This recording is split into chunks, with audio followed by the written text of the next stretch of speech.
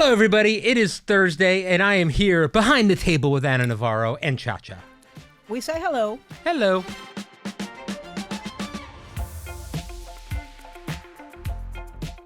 We've been talking about it every day, and I couldn't believe that this happened after you were last on the show. So Signalgate, this is the big story. It's been dominating the news cycle this week. Top Trump officials are downplaying this, deflecting and defending the fact that they accidentally sent war plans or attack plans or some kind of plans to Jeffrey Goldberg at the Atlantic. Do you think Americans are buying this? No, I don't think Americans are buying this. And this is one of the few stories, frankly, involving Trump's misadministration that has lasted more than 12 hours. Because usually they are very good at moving on, at distracting us. I mean, I think all of this stuff that's happened this week, J.D. Vance going to Greenland, Donald Trump announcing 25% tariffs all of a sudden on all cars, has everything to do with distracting us from the fact that this story has outraged America. And I think it's because there's so many layers to it, and it reveals so much. First, it reveals incredible incompetence, right? By the people who are supposed to be in charge of national security. I mean, these people are not in charge of waste management. They are in charge of the military. They are in charge of national intelligence. They are in charge of national security. So I think we all feel a little some way. We got some sort of feeling about, oh my God, the Keystone Cops are in charge of keeping America safe. So, it's the fact that they were on Signal, which in itself is ridiculous. I mean, I'm on Signal with my girlfriends and we talk about where we're going to dinner. So it's the fact that they're on Signal. It's the content that they're putting on it.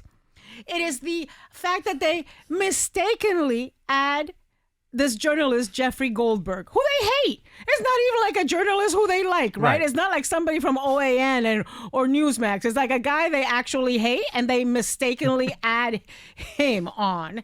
And, and then it's the content of what's put on there, war plans, attack plans.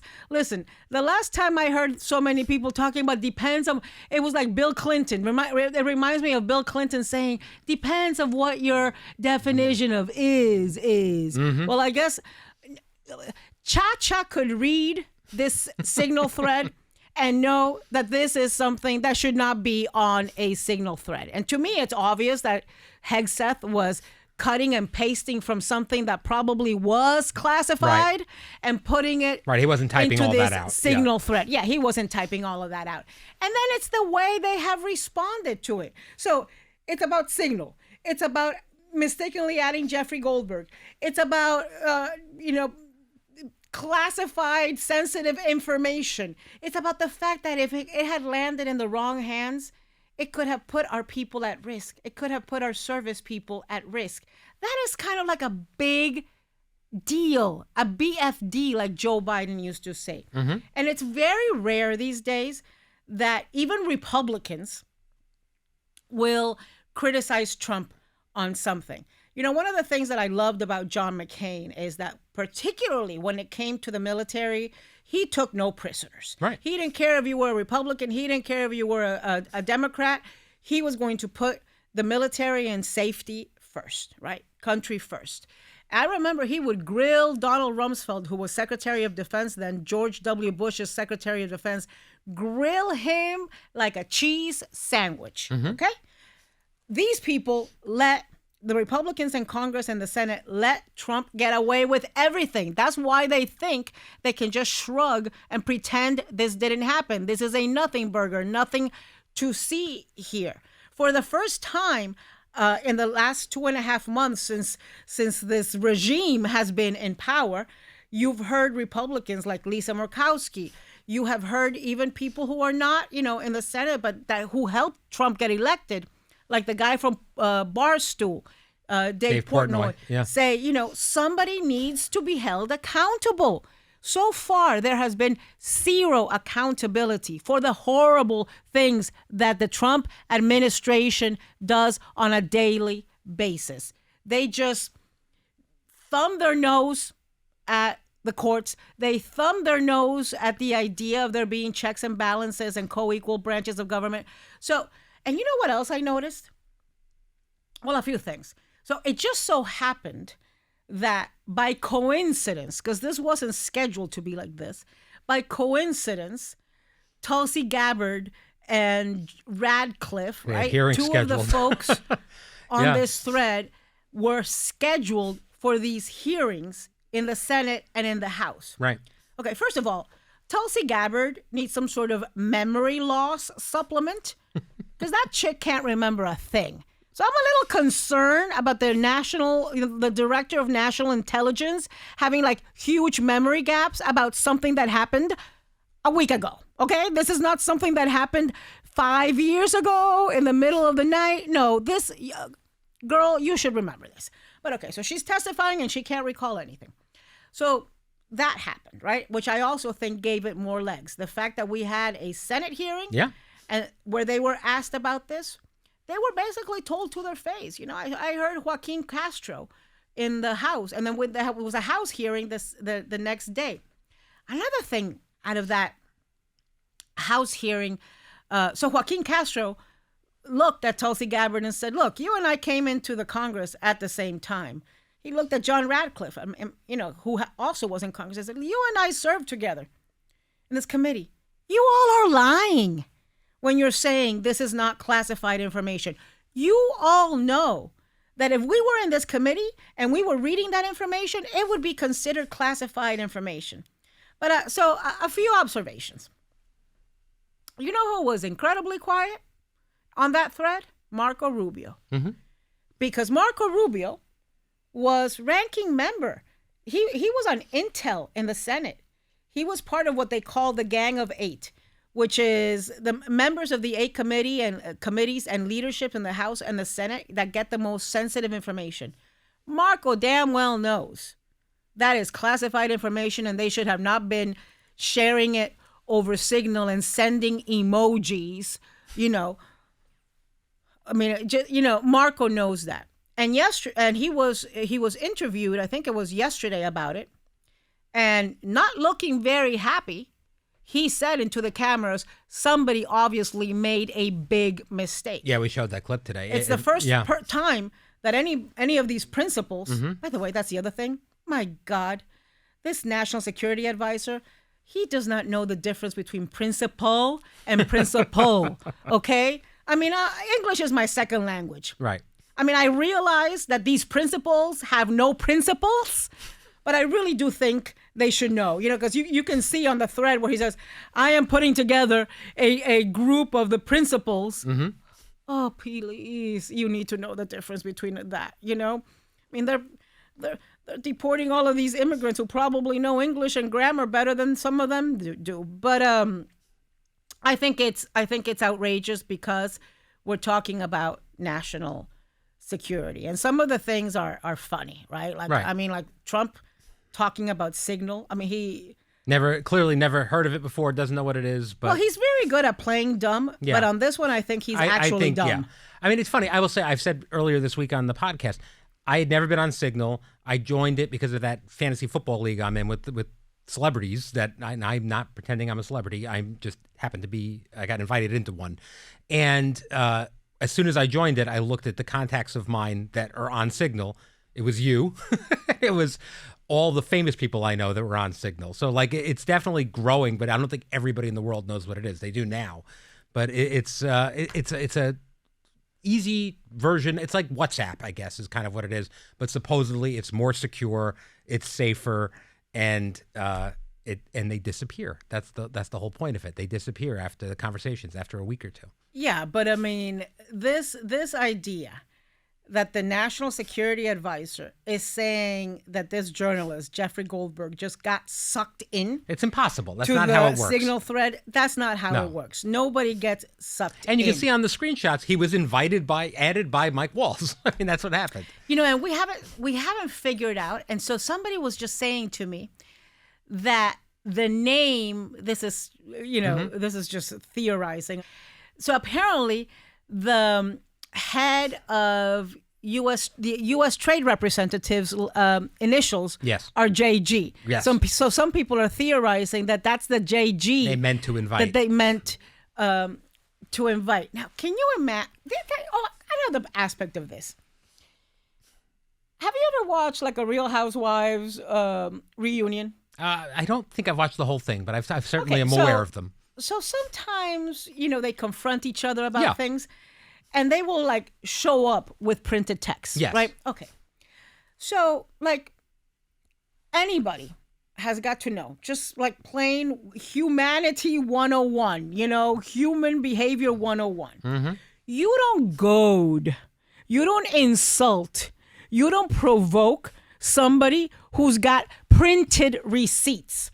You would think that. However, I found that's not the case. I just want to tell you. Because I'm like listening to I'm listening to the people on this thread who were answering, who I guess were confronted by the press or were in the press on, was it Monday night or Tuesday night? It was Monday night. Right. And they're like calling this journalist every name in the book. No, that's right. He's scum. He's a loser. And he's lying. He's lying. Yeah. He's pathetic. Okay, if the guy's got printed receipts on you, maybe you want to be nice. I was fascinated by that too. Actually, it got to the point where I did wonder because I'm like, wow, they're being so reckless calling him out that he doesn't have it. And then they he had left it. him no choice. Right.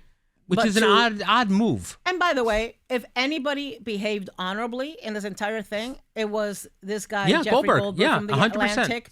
Because listen, I think if I had like if apparently he was like at Costco or somebody or some Safeway or at the supermarket parking lot when all of these things start hitting his phone and he's sitting there thinking it's some sort of joke, right?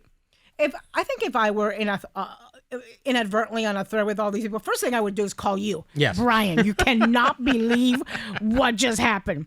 Then I would call Lee. This guy actually shut his mouth and was incredibly discreet and handled this with sensitivity. Carefully and with the country's best interest in mind the entire time, I think, honestly. That's how it seems like he's acted. It's funny. We've had fun this week talking about the Joy Behar of it all because you've been on text chains with Joy. And the funniest part about our text threads is that Whoopi is always sucked in. She always literally gets sucked in and she extricates herself out. I mean, Whoopi removes herself from our text threads. Often. Whoopi Goldberg has left the chat is the most common text I've gotten from Whoopi Goldberg. Well, Whoopi Goldberg has left this conversation and then gets sucked in again when somebody adds her. No, so Whoopi needs to see this. Yes, it's my favorite thing. So and Joy will occasionally be will send me a text with 3 numbers I don't recognize. I'm like, what is happening? And she doesn't know who they are either. So. I mean, but it's bad. I did see that Roger Wicker, who is the Republican on the Committee of Jurisdiction in the Senate, and Jack Reed, who's the Democrat ranking member on the committee, have jointly, in a bipartisan fashion, asked for an internal investigation. And listen, I mean, this is the thing where like your mind just blows, just explodes. I remember about a year ago today, it was like February 2024, then Secretary of Defense Lloyd Austin. Yes. The guy that some call a DEI hire, even though he was in the service, in the military for 40 years, a high-ranking general, but they call him a DEI hire because he's black and was the first black Secretary of Defense. I remember that a year ago, right about now, he was getting grilled, raked through hot stones and shards of glass by the committees in Congress because he failed to tell the President of the United States he was going to be in the hospital having prostate surgery. I remember. Okay? And I remember Lloyd Austin in front of those committees admitting that he'd made a mistake and saying, I did not handle it properly. I want to see Pete Hegseth in front of congressional committees answering about what happened here. And one of the things that's bothered me the most is his hubris, right? Him saying, oh, there's nothing to see, and he shakes his head kind of like, like a valley girl. There's nothing to see here. These are not war plans. These are attack plans. I mean, it's just, he looks and sounds ridiculous. I really cannot believe. And also, you know what else?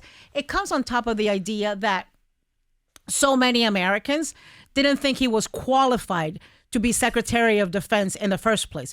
Remember, the only reason he got confirmed was because J.D. Vance, as president of the Senate, had to come in and break a tie. Yeah. So, he only got 50 votes with the tiebreaker of the vice president serving as president of the Senate. So a lot of America remembers these, sexual harassment allegations and the drinking allegations and the mismanagement of money allegations and just the fact that he is unqualified, inexperienced. And then on top of that, here you are acting like a frat boy, planning a, party with your frat brothers. It's just ridiculous. It is ridiculous. Now, they've got nothing but support from President Trump so far. Do you think there will be consequences? Do you think anyone gets fired over this? Do you think anybody steps down? Well, here's the thing. He can't, I don't know that he will fire anybody in the cabinet. Listen, there's been no accountability in the Trump administration so far. And so I doubt that there will be now. I'm not holding out The only hope. thing that comes close is Matt Gaetz was withdrawn from a nomination at one point. Yeah, he's kind of disappeared. Yeah. He might be in El Salvador for all we know. She's joking. All right, so let's switch gears for some fun. Do we have tattoos? We do. Last week on the podcast, you were off to go see Shakira in Mexico City. Oh. I know, much to your disappointment, this never happened. What happened? Tell us about it. It was a fiasco. I know. So first, my fiasco began Thursday night when I was leaving New York. Something that has never happened to me before happened to me that Thursday night. I'm sitting at the American Airlines lounge. In fact, I ran into the superintendent of schools from LA, who used to be the superintendent of schools in Miami. So I know him well, Alberto Carvalho. He is extraordinary.